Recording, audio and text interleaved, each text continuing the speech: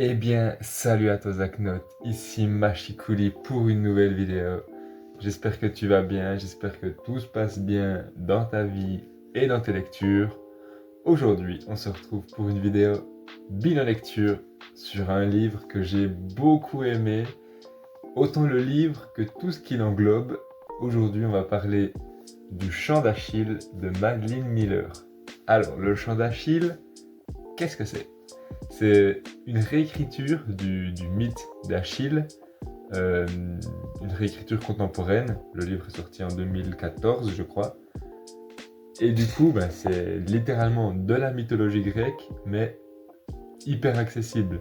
C'est hyper bien raconté, les mots sont simples et c'est pas des tournures de phrases trop compliquées. C'est pas comme dans l'Odyssée ou l'Iliade d'Homère de la poésie. C'est vraiment un roman. Donc trop bien. Déjà, moi, j'adore la mythologie grecque. Ça me fascine vraiment. Donc là, me plonger dans de la mythologie grecque, ça m'a trop fait plaisir. C'est un livre que ma sœur m'a prêté. Il n'est pas à moi. Elle m'a dit, mais tiens, il faut que tu essaies de lire ça. Ça peut t'intéresser, je pense. Et bon Dieu qu'elle a eu raison.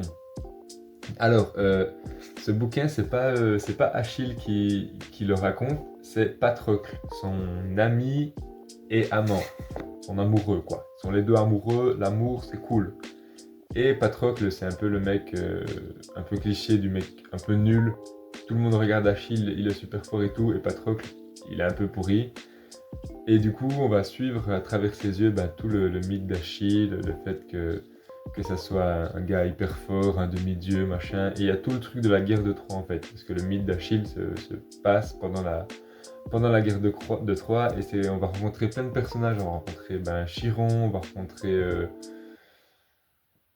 plein d'autres personnages qui sont plus ou moins connus si tu connais la guerre de Troie, le roi Agamemnon. On va rencontrer Ulysse, on va rencontrer un autre mec, je sais plus comment il s'appelle, bref.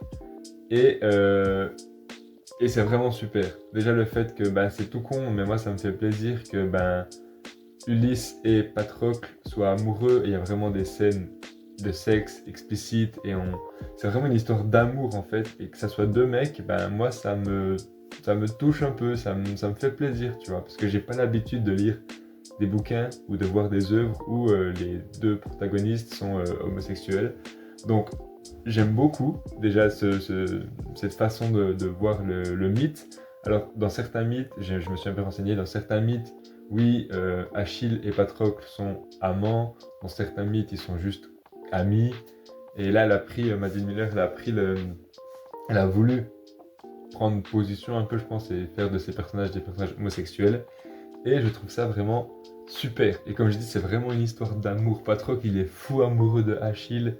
C'est vraiment hyper beau. Les scènes de sexe, elles sont trop bien décrites. Genre, c'était tout émoustillant, vraiment, même si c'est deux mecs et que moi, ça m'attire pas forcément de coucher avec un autre gars. Enfin, si, peut-être pour le fun, mais sans plus. Là, c'était excitant, tu vois, c'était vraiment trop bien tourné, trop bien écrit. Euh, que dire de plus? Ça se lit vite, hein. Je l'ai lu, je sais pas beaucoup de temps, il est tout petit. Ça se lit vite, c'est écrit facilement. Et en fait, ce qui m'a pris du temps, c'est que je me suis perdu sur Wikipédia pendant des heures. Genre, je recherchais des petits trucs de c'est qui ce personnage-là, c'est qui ce personnage-là. Et je voguais en fait en page Wikipédia, de page Wikipédia en page Wikipédia, et tout le temps soit sur la guerre de Troie, soit sur tous des personnages, des dieux, des déesses, des nymphes, des héros. Enfin, c'était vraiment trop bien, et c'est ça que je dis que le livre est cool, et aussi tout ce qu'il englobe. J'ai appris plein de trucs sur la mythologie grecque, et je trouve que c'est tellement intéressant, et je vais vraiment, je pense, m'y intéresser plus. Avant, j'ai cité l'Iliade et l'Odyssée de Homère. Il y a moyen que l'année prochaine, j'essaie de me les acheter pour les lire, tu vois. Enfin, il y a plein de trucs. J'ai envie de lire aussi, connaître peut-être plus l'histoire de. Bon, c'est possible que la luminosité et le cadre aient changé car j'ai été interrompu par ma maman.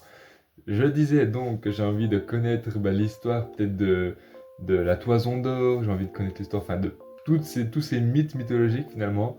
que je connais juste de nom, mais pas forcément la vraie histoire, on va dire, même si c'est de la mythologie, c'est pas vraiment de la vraie histoire, mais bref, t'as capté.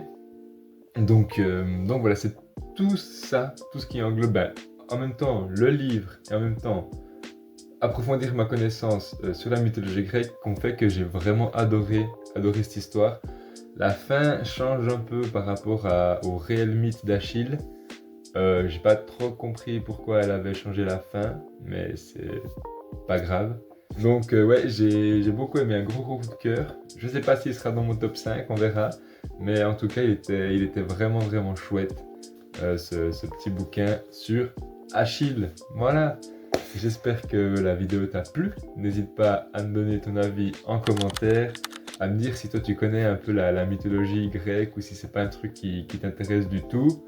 N'hésite pas à lâcher le petit pouce bleu. Et quant à moi, j'ai plus qu'à te souhaiter une bonne fin de journée, de bonnes lectures et à la prochaine pour une nouvelle vidéo. Allez, double ciao!